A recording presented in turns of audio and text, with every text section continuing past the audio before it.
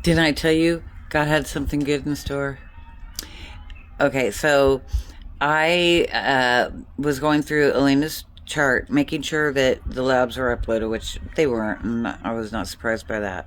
But I noticed some new after visit summaries from our ER date of visit, the 18th.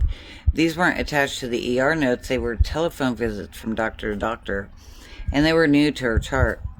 So I opened them up, and they were super interesting to hear. But before I tell you what to say, I looked at the clinic notes for our visit on the 18th. Now, this is the day Allina hit 180 in her pulse or whatever. There's a video out there. She was not okay. She lit up that machine like freaking hitting the jackpot at the River Spirit. I'm telling you, you could not put her on without it hitting it.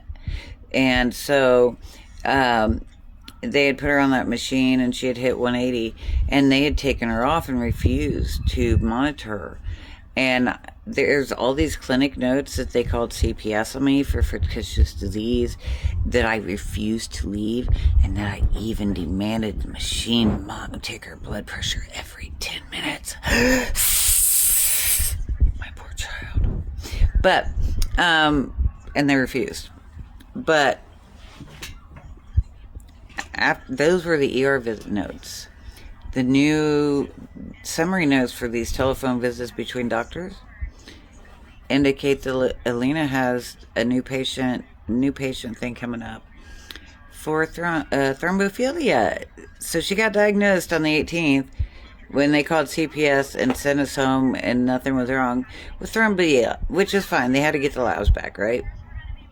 But now that it's not, now that it's in the notes visits for OU, I'm definitely hoping we can get her to the emergency room and get her on some blood thinners, because they still don't have her scheduled with a hematologist for 6 weeks.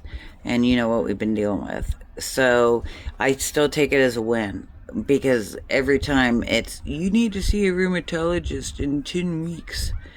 And I'm like, no.